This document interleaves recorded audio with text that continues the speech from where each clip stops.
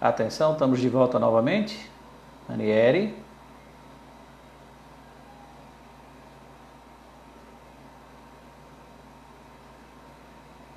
Vamos lá, turma. Alguém me dá um feedback?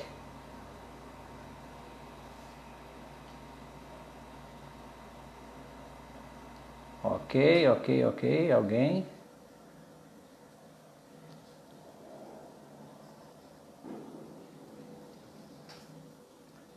Valeu, Clara. Aqui tá ok. Valeu, Clara Monize, ao vivo. Obrigado. É que essa minha internet tá, como diz os nossos amigos evangélicos, a bênção, né? Então eu já descobri duas coisas. Primeiro, que ela não é a prova de chuva. Segundo, que eu preciso trocar essa internet urgente. E retomando de onde paramos, que a gente estava falando, buscai primeiro o reino dos céus, mas a gente estava dizendo, olha, Jesus não disse buscai só o reino dos céus, ele disse buscai primeiro o reino dos céus. Isso implica dizer que a gente também tem que estar antenado com as questões materiais. Nesse capítulo 6 do Evangelho de Jesus, ele também vai falar de uma forma muito sucinta que ninguém pode agradar a Deus e a Mamon. Ou seja, não há como você dividir a sua atenção para as duas coisas. Você tem que, por exemplo, buscar primeiro de fato o reino dos céus, e aí ele vai mais adiante e diz assim, porque as outras coisas, elas serão acrescentadas. Elas serão acrescentadas. Por quê? Porque todo esse capítulo 6 do Evangelho que ele fala, onde ele está citando buscar primeiro o reino dos céus, ele vai tratar de comportamento. Um comportamento que, por exemplo, você vai incutir dentro da tua vida para que você de fato possa alcançar esse reino dos céus. Então, a gente fica muito trabalhando muito essa ideia do buscar primeiro o reino dos céus, mas pare para imaginar uma coisa. Primeiro ponto, nós estamos inseridos no mundo material, nós temos o mundo espiritual. Ok, então é uma dualidade, confere? Nós também somos uma dualidade, nós somos espírito e nós somos matéria, corpo. Ou seja, mas antes de tudo, quem é que vem? Porque eu estou buscando a lógica dessa frase de Jesus, de buscar primeiro o reino dos céus. Se tudo aqui é perecível, porque nós temos o espírito que é indestrutível, nós temos o espírito que é imortal, nós temos o espírito que depois que é criado, ele vai embora, então ele vai em busca da perfeição. Então esse mundo que aqui estamos vivendo, agora nesse momento, em trânsito, nós estamos em trânsito nesse mundo material, eu não posso inverter os papéis e buscar ele primeiro. Entendeu? Porque o que acontece quando eu busco eles primeiros?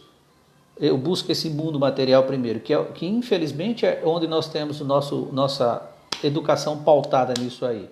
Você nasce, aí você começa a ouvir de seus pais, olha, cresce para você ser gente, você tem que ser o melhor na sua turma, você tem que ser o melhor no trabalho. E aí você vê uma pressão muito grande sobre o espírito que está encarnado, para que ele busque, não às vezes até aquilo que ele se predeterminou a vir para cá. Quando ele fez a escolha de gênero, ele escolhe determinadas coisas, por exemplo, determinada profissão, determinada área, aí chega aqui no mundo material, começa a pressão psicológica para que ele busque isso aqui e só isso aqui, porque o entendimento que se tem é de que quanto mais eu vou amealhar de recurso, é onde eu vou viver bem, é onde eu vou ter tranquilidade, e não é. Porque toda vez que eu vou centrar a minha mente, a minha força, naquilo que é perecível, é tempo perdido. É tempo perdido. E por quê? Porque tudo que é matéria é corrompível. É corrompível. Então quando Jesus diz, olha, busca primeiro o reino dos céus, porque onde está o teu tesouro? Ele vai falar, o teu tesouro é onde vai estar teu coração. Mas quando você quer amealhar esses tesouros terrenos aqui, complica a coisa. Entendeu? Complica por quê? Porque é hoje e não é amanhã. Quer ver uma coisa bem interessante? Nós estamos vivendo uma época de pandemia. Geral, globalizada. Global. Ok. Quantas pessoas a gente não conhece agora que eram ricos e ficaram pobres? Do ponto de vista material. Quantas? Inúmeras. Quantas empresas bilionárias estão correndo risco de quebrar?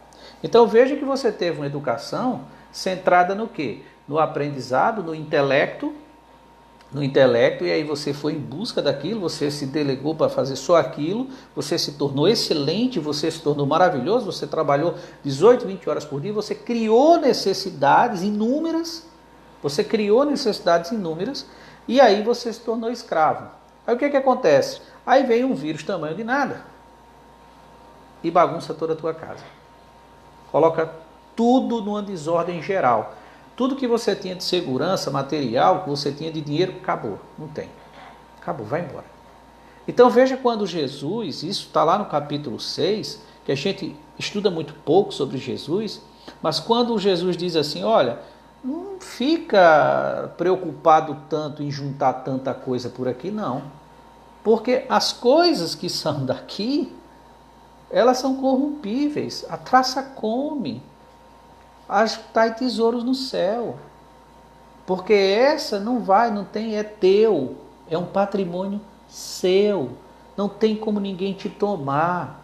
Aí você começa a analisar, peraí, mas que tesouros são esses? As virtudes morais. As virtudes morais.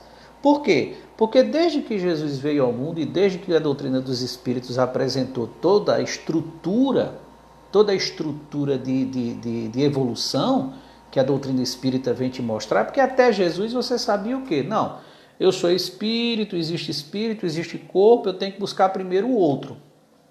Mas faltava a doutrina espírita, como Jesus mesmo fala lá em João, o Consolador prometido, que diria coisas novas, para te mostrar todo o prédio, todo o esqueleto, toda a estrutura que tu deve percorrer, para que você possa progredir e também você compreender por que deve buscar primeiro o reino dos céus. Porque até a hora que vem a doutrina espírita, você não fica difícil de você entender. Peraí, Jesus veio e disse assim, busca primeiro o reino dos céus. Poxa, mas eu estou vivendo aqui, eu não lembro do que eu vivi lá, eu nem sei se vou viver lá, eu não sei nada do outro lado, não tem nada. Como é que eu vou buscar esse reino do céu? Não, eu vou buscar aqui o material, quero viver bem, eu quero ter casa, eu quero ter carro, eu quero ter piscina, eu quero... Entendeu? Mas aí a doutrina espírita vem, porque a razão que estava com Jesus dizia para você buscar o reino dos céus. Por quê? Porque o espírito é imortal. Mas a tua natureza dizia o contrário, a tua natureza dizia, poxa, mas eu sinto prazer aqui nas coisas da terra. Eu sinto prazer no terreno, eu sinto prazer no oba-oba, aqui na bebidinha, no cigarro, eu sinto prazer nisso aqui, no sexo em excesso e tal. Aí vem a doutrina espírita e diz, ei amigo, olha, Jesus estava certo. Jesus estava certo. E vamos provar o porquê. Porque você é espírito imortal, você foi criado simples e ignorante. E aqui você não está de férias. Aqui você está num planeta escola, em trânsito, para aprender. Entendeu? Mas o que você vai aprender? Você não vai aprender as coisas do mundo. Você vai aprender no mundo as coisas sobre você. Lembra? Autoconhecimento, questão 919. Lembra? Um sábio da antiguidade, Diávolo disse, conhece-te a ti mesmo. Então, como é que eu vou conhecer a mim mesmo? Porque eu estou buscando esse reino do céu. Mas como é que eu vou buscar isso aí? Então, eu preciso me conhecer. Eu não vou me conhecer vivendo as coisas do mundo, eu vou me conhecer aprendendo com o mundo coisas sobre mim. Sobre mim. E como é que isso começa? Aí nós temos lá em Jesus novamente, quando ele vai dizer assim, olha, é o seguinte, eu vou deixar a chave aqui tranquila para vocês. A chave é ama o teu semelhante, assim como tu ama Deus. Epa, peraí. Então, para mim evoluir, para buscar esse reino dos céus, que eu tão desejado, esse paraíso, eu tenho que me harmonizar com o meu companheiro, com o meu inimigo. Ama teu inimigo. E os que me perseguem, ora por ele. Ainda vou deixar aqui o modelo. Inclusive no capítulo 6 está o modelo de oração, que é o Pai Nosso que Jesus nos deixou. Aí você diz assim, poxa vida, está complicado, Jesus, porque a razão até diz para eu te seguir e orar por essa turma que me persegue, amar meu inimigo, mas a minha natureza diz o contrário, a minha natureza diz para eu ir lá e... Aí a doutrina espírita vem e diz assim, olha, Jesus não falou nada à toa.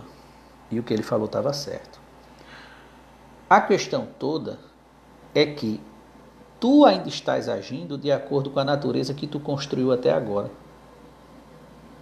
E o papel da doutrina espírita é te apresentar um modelo, entendeu? Que Jesus falava, mas dentro de um processo de muita simplicidade. E qual é? Tu vai lutar contra a tua natureza. Então tu está buscando esse reino do céu? Tô. Bacana. Então tu tem que lutar contra a tua natureza. Tu tem que deixar a tua vaidade de lado, o teu orgulho de lado, tu tem que tornar-se virtuoso. Tornar-se virtuoso. Porque nesse capítulo, para você ter ideia, Jesus vai falar inclusive daquela turma, olha, quando você fizer a caridade, não deixa a tua mão direita ver o que a esquerda está fazendo, é o contrário, entendeu? Não fica anunciando o que tu está fazendo. Então olha que Jesus está falando de forma muito tranquila. Quanto mais tu tiver esse processo de vaidade, esquece, entendeu? Porque toda caridade que é propagada é uma caridade vaidosa, não é uma caridade virtuosa, entendeu? Aí Jesus vem falar da questão do orgulho.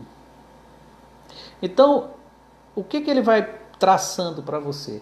Ele vai traçando para você um roteiro que você começa a pensar, e dizer assim, peraí, eu não vou alcançar esse reino que está sendo prometido e está complicado de eu buscar ele, porque para buscar ele eu tenho que dar razão a Jesus, mas a minha natureza vai me dizer o contrário. Pois é, aí vem a doutrina espírita, primeiro dizendo que você é imortal, primeiro dizendo que você age do jeito que age porque você construiu isso. Você construiu ao longo de outras encarnações, que aqui você não está pela primeira vez. Aqui você já veio inúmeras vezes, que aqui você precisa modificar. Aí você vai dizer assim, poxa, Naldo, mas quando é que eu sei que a coisa aqui precisa ser modificada? Quando você gostar de fazer. Quando você gosta é porque está na tua natureza. O que está na natureza, na tua, foi porque ficou de forma mais fácil, porque você gostou de fazer. Quando você gostou, o corpo recebeu de melhor forma. Quer ver um detalhe? O álcool. O álcool é uma delas. O álcool você bebe, leva aquele registro para o subconsciente, e aí Joana fala muito bem disso, ela vai tratar muito bem disso, do nosso subconsciente. André Luiz também, capítulo 3, Mundo Maior, ele vai tratar do subconsciente quando você bebeu. Aí você teve um registro. Não importa, daqui a 10 anos você vai em outra festa, aí alguém te oferece uma cervejinha, uma bebidinha, aí você sabe o que vai acontecer? A tua mente vai buscar nos refolhos da memória, lá no teu subconsciente, vai buscar a informação de que um dia você bebeu e você gostou, o corpo gostou. Aí dá o comando para você aceitar novamente. Perceba que aí você está construindo a tua natureza. Entendeu? Aí você bebeu novamente, o corpo gostou, você repete, o corpo gostou, você vai repetindo e você vai construindo a tua natureza. Quer ver outro exemplo? Fazer fofoca. Você vai fazer fofoca. A gente adora fazer fofoca. Espírita diz até que existe a fofoca branca. Não existe, viu, gente? Fofoca é fofoca, não importa. Fofoca é fofoca. Aí, mas a gente gosta. Nós temos curiosidade, nós temos aquele desejo ali, a gente quer saber, né? E homem ainda é mais fofoqueiro do que mulher. E eu posso provar isso, está lá na Bíblia, tá, gente? Lembra de Zacarias e Maria? O anjo apareceu para os dois. A Maria diz assim, seja feita a tua vontade, está aqui a tua serva. Aí calou-se, né? Zacarias já começou a dizer, mas aí o que vai acontecer? O povo vai dizer, o anjo disse, cala a boca. Cala a boca e agora tu só vai falar quando João chegar. Você vê que o homem é mais fofoqueiro. Então, veja bem, a gente adora fofoca. E o que a gente está fazendo quando está fazendo fofoca? Construindo a nossa natureza. E quando é que a gente sabe que já está na nossa natureza? Quando a gente faz e se agrada disso. Aí a doutrina espírita vai dizer assim, olha, o espírito é aquele que luta diariamente contra as suas más inclinações. Fazer fofoca é uma má inclinação? É. Então logo eu começo a perceber que fazer fofoca é uma má inclinação. Se é uma má inclinação, esquece, eu não estou buscando primeiro o reino do céu. Eu estou buscando alimentar a matéria. Porque quem sente prazer é o espírito, quem sente prazer é a matéria, aquela sensação de prazer que é descarregado na corrente sanguínea da gente, os hormônios. Então veja bem, a gente já tem isso em nós, continuamos fazendo e nos agrada. O que a gente está fazendo? Buscando o reino dos céus? Não, estamos indo do contrário. Estamos buscando esse mundo aqui, vivenciando as coisas dele. Aí você diz assim, não, eu preciso aprender as coisas do mundo sobre mim. Então, peraí, vou mudar isso aqui. Eu gosto de fofoca. Então, o que é que acontece? É porque eu já construí, está na minha natureza. Fofoca é algo virtuoso? Não. Fofoca é um vício. Vício, ó, contrário da virtude. O que é que nós devemos fazer, então?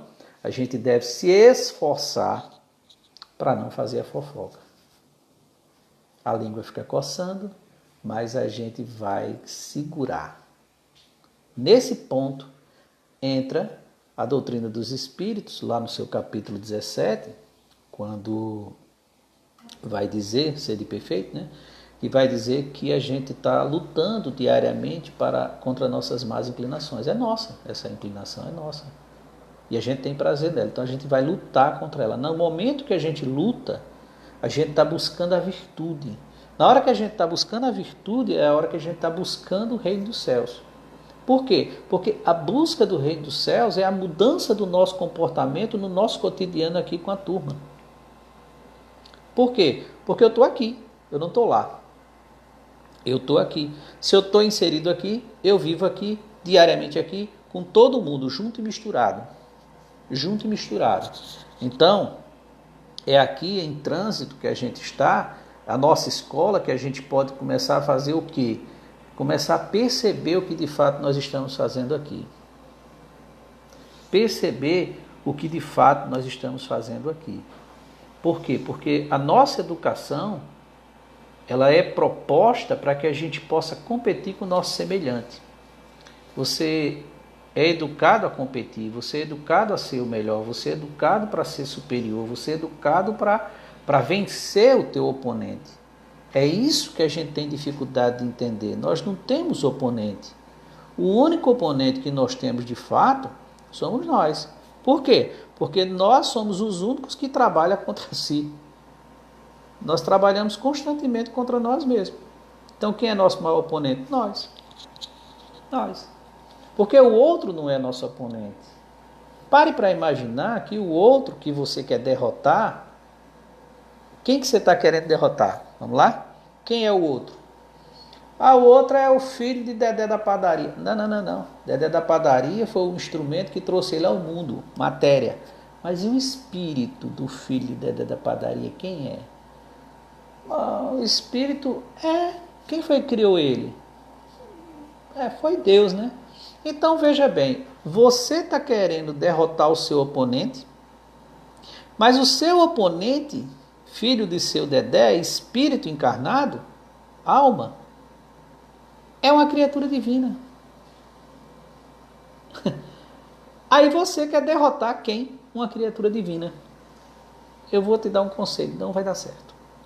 Aliás, não tem dado certo. Aliás, quanto mais você insistir nisso, mais vai dar errado para você. Porque você está tentando derrotar, tentando se opor, tentando esmagar uma criatura divina, criada por Deus. Questão 115 do Livro dos Espíritos.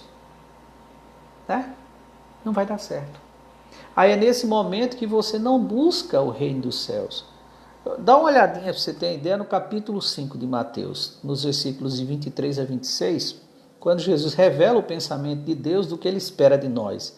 Ele vai dizer, olha, deixa a tua oferenda aí no altar e volta para te reconciliar com teu inimigo, enquanto tu está caminhando junto com ele aqui nessa escola. E antes que ele te entregue as autoridades, porque daqui tu não sairás, sem pagar até o último centavo. Ora, o que Jesus está querendo dizer com isso, gente? Jesus está querendo, ali ele revela o pensamento divino do que de fato é importante para Deus. E o que de fato é importante para Deus? A reconciliação com aquele que caminha junto comigo. E por quê? Porque se eu não me reconciliar com ele, eu estou continuando com atrito com uma criatura divina. Quando eu continuo em atrito com a criatura divina, é eu continuando em atrito com Deus. E como é que eu estou buscando o reino de Deus se eu continuo em atrito com suas criaturas? Não é? Olha que interessante. Aí você vai lá na questão 614 O Livro dos Espíritos, aí vai dizer assim, as leis naturais, elas são a lei de Deus? Sim, sim. Leis criadas para a vossa felicidade. E o homem só é infeliz quando dela se afasta. Espera aí. Então, nós temos na natureza as leis de Deus, todas as leis naturais. Quando que eu sou infeliz? Quando delas eu me afasto, entendeu? Aí, eu pergunto para você, na lei de Deus, naquele momento que eu estou em conflito com meu irmão, eu estou em alinhamento com a lei divina ou em desalinho? Porque pare para perceber, aquele que está do outro lado também é uma criatura divina. Logo, existem leis que nos cercam. Logo, quando eu agrido ele, eu estou indo de encontro ou eu estou indo a favor dessa lei? Eu estou indo de encontro. Compreende como não dá certo? Então eu falo muito em buscar o reino dos céus, mas eu trabalho contra isso. E trabalho diariamente, com inúmeras ações. Trabalho contra mim. Ah, Nauro, mas eu não consigo. Não, você consegue, você só não deseja conseguir. Você só não quer imprimir vontade para conseguir. Lembra da questão 909 do Livro dos Espíritos, 907? Olha, vocês podem superar qualquer vício. O que lhes falta é vontade, aliás, uma vontade insignificante. Então nós queremos virtude, mas vivemos nossos vícios. E não queremos superá-lo, porque falta esforço, falta vontade. Entendeu? Então eu falo em buscar esse reino dos céus, porque eu quero estar dentro dele, eu quero vivenciar o reino dos céus, mas eu venho trabalhando contra mim. Contra mim. Só que isso chega o ponto que vai explodir, que ele vai ter consequências danosas. Quer ver um exemplo? O que estamos vivendo. Por que nós estamos vivendo o que estamos vivendo agora? Simples, são nossas ações. Ações coletivas, gente. Coletiva. Essa coisa de dizer, mas eu não fiz nada. Fez. Aqui, gente, não tem ninguém inocente. Aliás, Emmanuel me intrigou muito tempo atrás, há anos atrás, eu me intrigava com uma frase de Emmanuel que ele dizia, aqui não tem nenhum injustiçado. Eu digo, como assim? Tem ninguém injustiçado aqui? Fui me aprofundar mais um pouquinho e, de fato, ele tem razão. Aqui não existe ninguém injustiçado. No mundo existe a injustiça, mas não injustiçados. Então o indivíduo, pelo seu livre-arbítrio, por consciência, ele vai lá e comete uma injustiça com o outro. Mas Deus, sendo bom e soberanamente justo, não permitiria que um inocente passasse por aquilo. Então, você pode dizer, sim, mas e Jesus? Jesus sabia do que ia passar, então ele aceitou. Se você aceita passar por uma prova, você não está sendo injustiçado. Lembra quando ele diz, Pai, afasta de mim esse cálice, mas não seja feita a minha vontade, sim a tua. Então ele aceitou antes. Ele deu o comando de aval, ele deu o aceite, né? Então não existe injustiçado. Então nós estamos passando por uma situação agora de que é necessário o isolamento social. O que acontece? Que a gente vê muita... Primeiro ponto que a gente pergunta, né? Por que chegamos nesse patamar? Pela ação do homem. Ok. Agora nós sabemos o que devemos fazer. Todos fazem? Quantos continuam saindo de casa sem necessidade alguma? Quantos continuam na rua sem necessidade alguma? Quantos não estão nem aí para o que os órgãos de saúde falam? Aliás, eu vi uma frase esses dias no Instagram que me chamou muita atenção e me deu até uma certa compaixão da pessoa, tanto que eu nem respondi. Mas ela colocava assim, uma pessoa religiosa por trás de uma árvore e colocou uma frase embaixo assim, os religiosos esperando a ciência achar a cura do Covid-19 para dizer que foi Deus, para dar o crédito a Deus. E eu fiquei perguntando, mas que interessante, né? De onde vem a ciência mesmo? De onde vem a ciência? Se não de Deus. Por quê? Porque se Deus criou o homem, criou ele consciente e com o poder de escolha, toda a ciência que existe no mundo vem da descoberta do homem, não da criação, da descoberta. Aqui ninguém criou nada, gente. Aqui a gente só descobriu.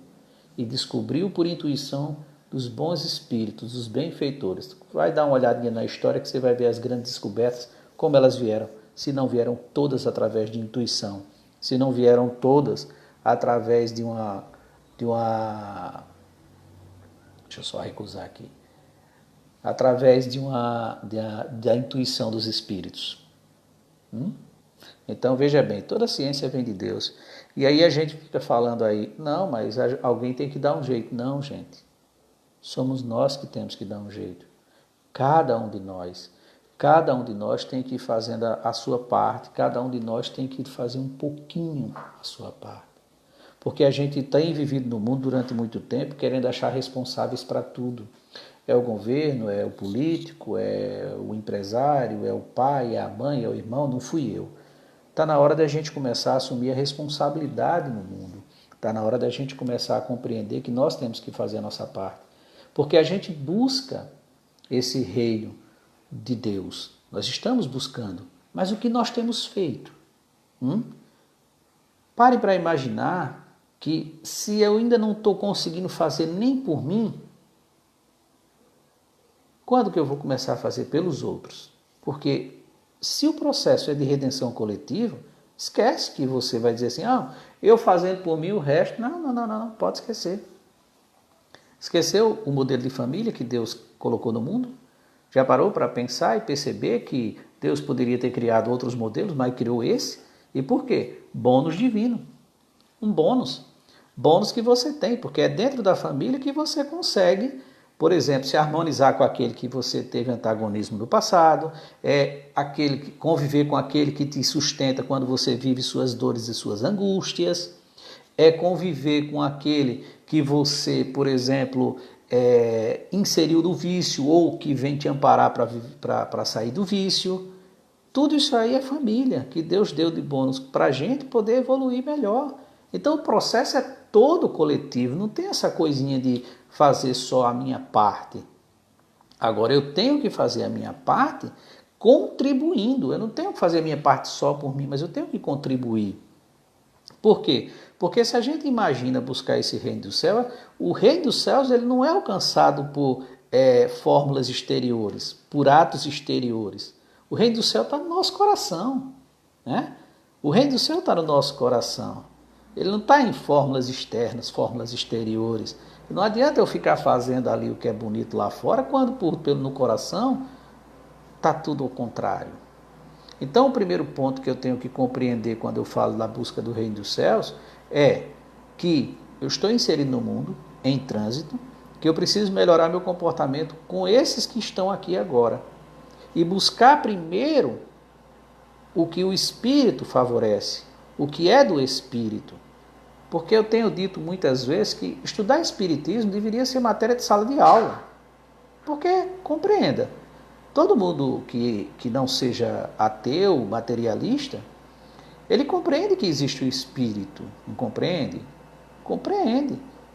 O que é o espiritualista? É todo aquele que crê em algo além da matéria, que crê na sobrevivência do espírito. Então, deveria ser matéria de sala de aula. Para nós espíritas, isso é ponto crucial. Nós temos que estudar a si mesmo.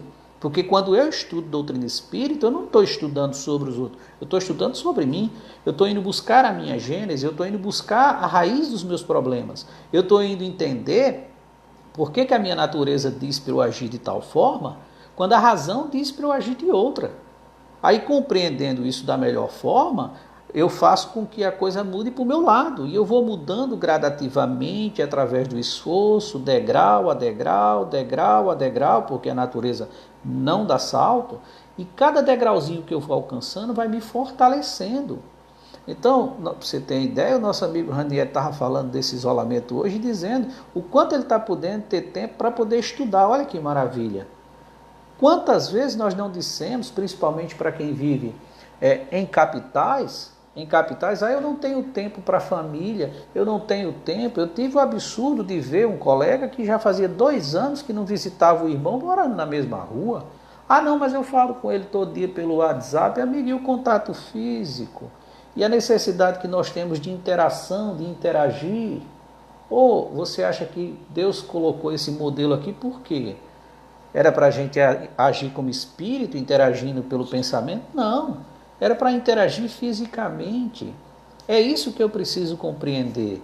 Eu preciso compreender que eu não estou distante desse Jesus que está no Evangelho. Ele está bem do ladinho de nós. Mas não adianta eu só ficar patinando com Jesus, do tipo fazendo Evangelho no lá em casa, mas agindo o contrário, agindo de forma diferente. Nós temos agora uma excelente oportunidade de refletir sobre tudo no mundo, daquilo que a gente mais tem percebido de errado, e tentar ajudar para melhorar. De tentar melhorar o nosso relacionamento com nossos entes. Então, buscar o reino dos céus, ele é uma coisa muito cósmica, é muito mais amplo do que a gente imagina. Ele envolve tudo. Tudo, porque é uma busca de um degrau diferente do que eu estou hoje. E por que eu estou nesse degrau de hoje? Porque eu só tenho agido de tal forma para estar nesse degrau. Então, para que eu alcance esse outro degrau que eu almejo, eu preciso modificar. E essa mudança tem que nascer de dentro para fora, comigo. E começa com essa oportunidade que nós temos agora de convivência no lar. De convivência no lar. Por quê? Porque qual é a nossa primeira responsabilidade nesse mundo em trânsito que nós estamos agora inseridos? Com nossos entes. Essa é a primeira responsabilidade. Peraí, mas então como é que funciona isso, Naldo? Funciona assim, ó. Primeiro, tolerância, perdão, perdoar, esquecimento das ofensas. Poxa, Naldo, mas eu não consigo esquecer. Ah, eu sei, você não tem Alzheimer, você não vai conseguir esquecer, mas você pode fazer uma releitura. Uma releitura. O que é uma releitura, Naldo? A releitura é você ler, fazer a leitura daquilo que houve, mas reler de uma forma diferente. Quer fazer uma releitura de um episódio que te levou a um conflito com teu irmão? Primeiro, recolhe-te no teu quarto. Segundo, faz uma prece. Depois tu abre o Evangelho. Aí lê ali onde caiu. Observa, reflete, fecha, faz outra prece, encerra. Aí você agora vai pensar naquilo que houve, que levou você e seu irmão ao conflito. Você vai começar a perceber que se ele agiu da forma como agiu, é porque ainda está adoecido. Se você, que já tem um conhecimento superior ao dele, lembre, a quem mais é dado, mais é cobrado. A iniciativa tem que partir de você, do entendimento moral daquilo tudo. Então é você quem deve dar o primeiro comando do perdão, é você quem deve dar o primeiro comando dizendo para ele, olha meu irmão, você fez isso comigo, bacana, deixa para lá, ou nem dizer. Esquece, deixa. Poxa, mas ele te fez muito mal. Fez, já foi, é passado. Vamos agir diferente. De tanto você agir bem, ele também vai diminuir. Porque ele vai aprender com você não pelo que você vai dizer, mas pelo seu exemplo. Então veja que oportunidade que nós estamos tendo agora nessa convivência. Porque isso que eu estou falando aqui, gente, é saúde emocional. Você vai ter que conviver com pessoas. Para vocês terem uma ideia, muitos casamentos já estão se encerrando antes da pandemia. Quantas vezes eu não tenho ouvido pessoas dizer, olha, terminou essa pandemia, acabou o casamento também, não aguento não. E por quê? Porque as pessoas tiveram que mudar suas rotinas e começaram a perceber que não suportavam aos outros, um ao outro, que dava para suportar enquanto encontrava ali à noite. Pais de família que jogavam as crianças para passar o dia nas escolas, principalmente nas capitais, começaram a perceber o sofrimento que os professores passam com essas crianças que são aborrecidas, aborrecentes, que pensam que vivem num parque de diversão, que acham que estão na Disneylândia, entendeu? Então pare para imaginar que tudo isso nós estamos vivendo agora, nessa grande oportunidade que nós temos de convivência. Aí os pais têm percebido crianças dessa natureza, né? E começando a pensar e refletir, poxa vida, eu que briguei tanto com os professores por causa desses meus meninos e eu não estou aguentando eles. Estou louco que volte logo às escolas, quero jogar de novo eles lá. Mas aí vai ser diferente, sabe por quê? Porque na hora que o professor chegar e disser, olha, o seu filho, ele é um filho muito indisciplinado, ele quer fazer joguinho na sala de aula com o computador, com o celular, e a gente precisou agir de forma mais enérgica. Nesse momento, o pai e a mãe vai lembrar da peça rara que ele tem em casa, que é uma criança ou é um jovem, mas que é um espírito antigo, cheio de vícios, né? ao qual a responsabilidade do pai em educar é para justamente moldar o caráter dele. Lembra da questão 383 do Livro dos Espíritos? Porque que o espírito vem como criança para moldar, ele está mais susceptível. Aí o pai vai pensar, poxa vida, meu filho não é esse anjinho que a gente pintou. Ele quando chegava em casa já chegava cansado, a gente com saudade, era aquilo só de brincar e ele ia dormir. E eu achava que ele era um anjo. Não é, eu tenho que conviver com ele 24 horas agora. Então veja quanta oportunidade nós estamos tendo agora para começar a colocar-se no eixo, na linha correta, para buscar esse reino dos céus, né? Porque do jeito que a gente vinha caminhando, não ia virar muito, não. Não ia virar. Então, tudo isso é oportunidade. Mas aí eu preciso enxergar tudo que está acontecendo como oportunidade. Porque não é fácil. Você teve uma mudança drástica, teve que começar a conviver dentro de casa, e isso traz muitas angústias. Quantas pessoas nós não conhecemos que agora vai potencializar o consumo de álcool? Porque é uma droga lícita e por ser lícita você pode comprar livremente. E para vocês terem uma ideia, isso busca, como nós vivemos mais angustiados dentro desse processo, a angústia que é gerada pelo neurotransmissor chamado GABA, o álcool tem o poder no primeiro momento de bloquear. Só que quando passa o efeito do álcool ele vem dobrado, redobrado, e aí você tem depressão. Então é complicado. Então, se nós não formos buscar uma saúde emocional, um equilíbrio mental para esse momento que nós estamos vivendo agora, a gente está querendo buscar o reino dos céus, mas a gente pode agora, ao invés de se colocar no eixo correto, a gente pode piorar. Aquela família ao qual nós estamos inseridos, a gente pode piorar a situação. Por quê? Porque a convivência, o contato, e eu costumo dizer que dentro da família é onde você está desnudo. O que é desnudo? Desnudo é quando você age por conta própria. Você é você ali na família. Lá fora você pode ser uma pessoa, mas dentro da família você é aquela pessoa. Eu brinco muito com meus amigos palestrantes, eu digo, olha, quando você quer saber se o palestrante está fazendo o que fala ou está se esforçando em fazer o que está falando, ver se ele está levando a família para a palestra, e quando ele falar, vocês olham para a família, porque se a família começar a balançar a cabeça assim, duvide desse palestrante, que ele está só conversando muito, mas fazendo pouco. Então, é difícil. E quem são essas pessoas que estão na família da gente? São pessoas que a gente desejou estar com elas. Então, é agora que a gente precisa passar por um grande teste de força. Um teste de força mental. E nesse momento, sem evangelho de Jesus, sem conhecimento de doutrina espírita para poder superar as angústias do cotidiano, da convivência que mudou de 6, 8 horas para 24, vai ser difícil. Vai ser difícil. Entendeu? Mas tudo depende de você. Primeiro ponto é o alicerçar da fé. Entendeu? Quando Jesus fala, olha, no mundo vocês vão ter aflições, tribulações. Mas tenha de bom ânimo, eu venci o mundo.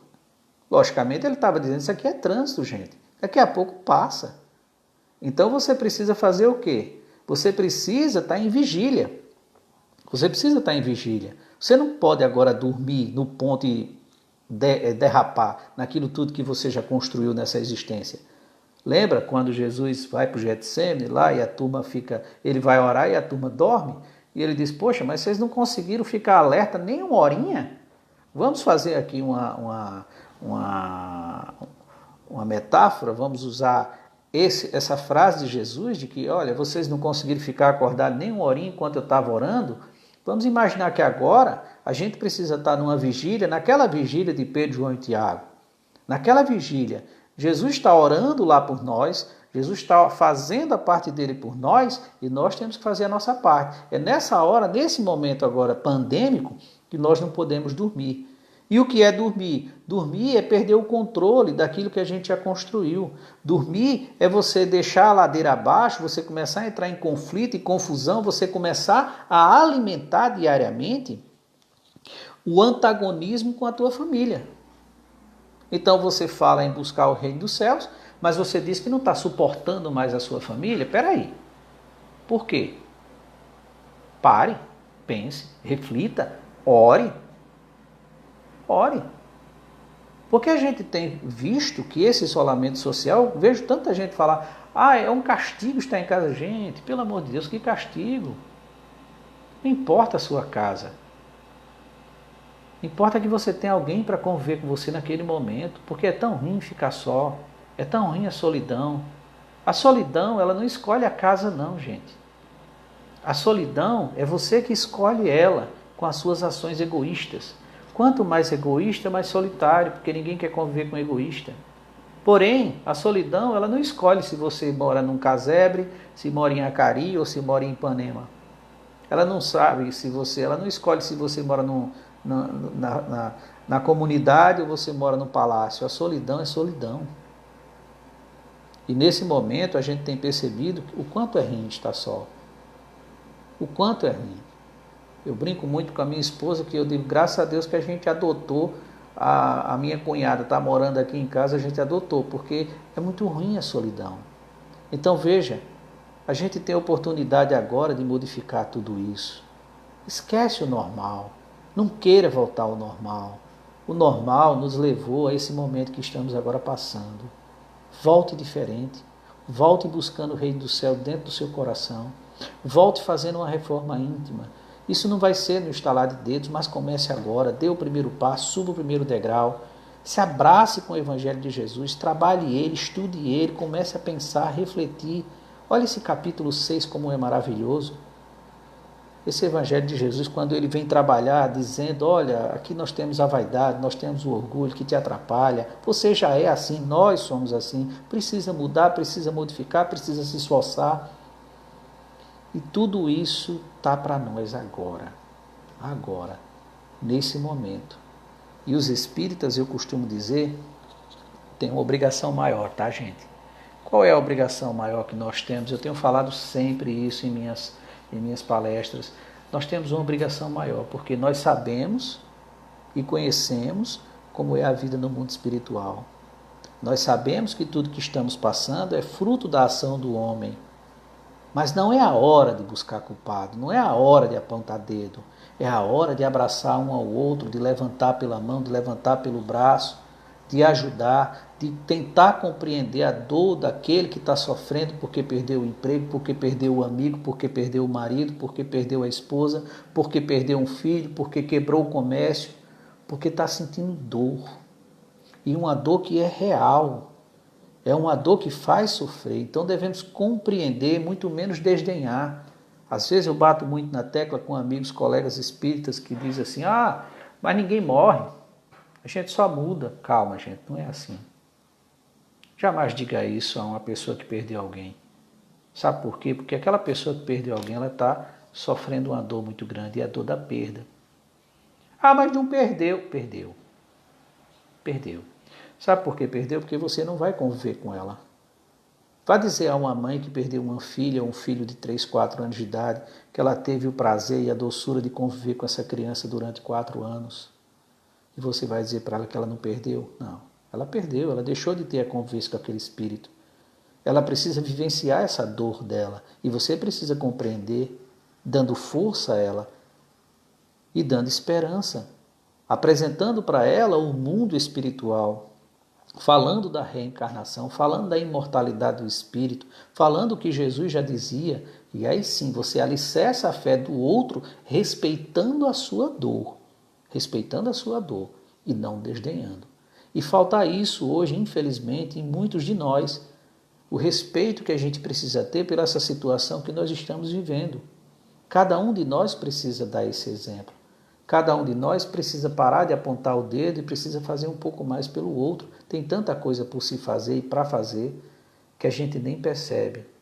É essa hora que a gente tem para falar com nossos entes, para poder se abrir, para poder conviver melhor, para poder tentar suportar, para poder compreender que eu também sou difícil.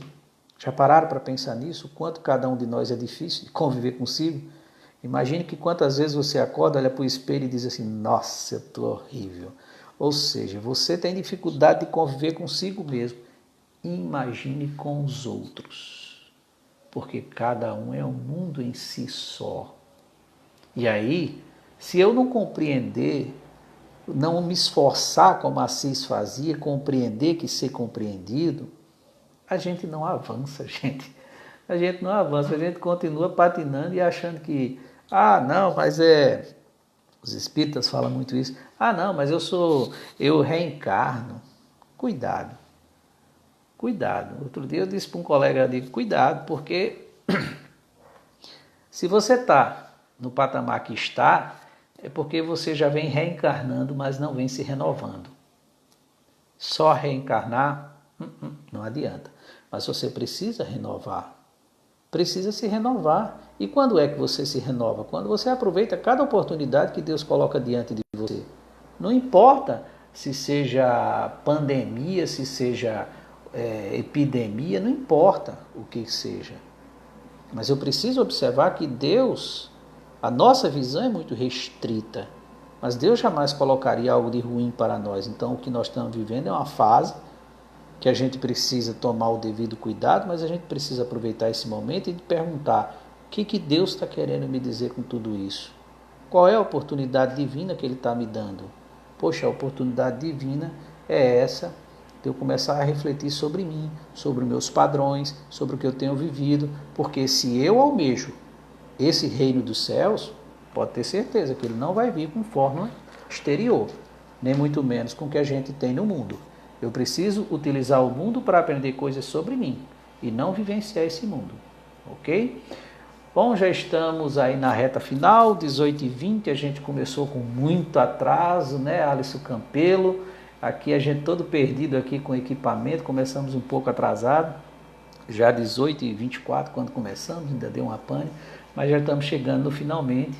Eu gostaria de agradecer a todos vocês da cidade de Acari, do grupo Sementes, de Sementes do Cristo, né? Olha que nome bonito, as Sementes do Cristo. Às vezes a gente não para analisar o que é ser uma semente do Cristo, mas pare para refletir. Você tem em Jesus o Espírito superior que esteve entre nós, aquele ao qual o livro dos Espíritos trata como guia e modelo para a humanidade. E aí você se intitula semente do Cristo. Ora, para ser cristão, temos que seguir o Mestre. E seguir o Mestre é aceitar a sua disciplina, porque se ele é o mestre, nós somos o discípulo. E se somos o discípulo, precisamos aceitar a sua disciplina. E qual é a disciplina de Jesus? Lembra quando ele falou assim, olha, vem para cá para o meu lado, vós que estáis sobrecarregado, que estáis cansado, e eu vos aliviarei. A disciplina dele não é tão pesada quanto a gente imagina, gente. É mais leve. E ele vai dizer, aprendei comigo. Essa é a chave. Está lá em Mateus 11, versículos 28 a 30. Aprendei comigo, no 29, que sou brando e humilde de coração. Isso é aceitar a disciplina do Mestre. Isso é ser a semente do Cristo. A semente que vai brotar um dia. Assim como todos vocês aí em Acari, que já estão fazendo um trabalho belíssimo, trabalhando bastante, trabalhando legal, e agora colocar aqui a Casa Espírito Mensageiro de Luz em Lages, olha que legal também, olha, a Clara também está falando. Gente, muito obrigado a todos vocês, que Jesus possa continuar iluminando. Eu espero poder ter contribuído um pouquinho, eu espero ter feito valer a pena cada minuto que a gente passou junto, e se por um segundo o que eu falei fez valer a pena em sua vida, vai poder você utilizar no futuro, para mim já foi o suficiente. Foi muito bacana estar com vocês. Muito obrigado, Rodrigo, pelo convite. Agradeço a todos, ao amigo Alisson, que se encontra por aí, né, um grande amigo, a todos vocês de coração. Estivemos aí o ano passado e esse ano estamos online, né? Ou foi esse ano, nem lembro mais, não, acho que foi ano passado. O ano passado que eu estive aí foi muito bacana. Gente, um abração a todos, que Jesus possa continuar iluminando todos vocês. Muito obrigado. Aqui, peraí, nos faltam as palavras para... que é isso, Rodrigo, esquece. Muito obrigado, gente, que Jesus possa iluminar todos vocês. Obrigadão, Rodrigo.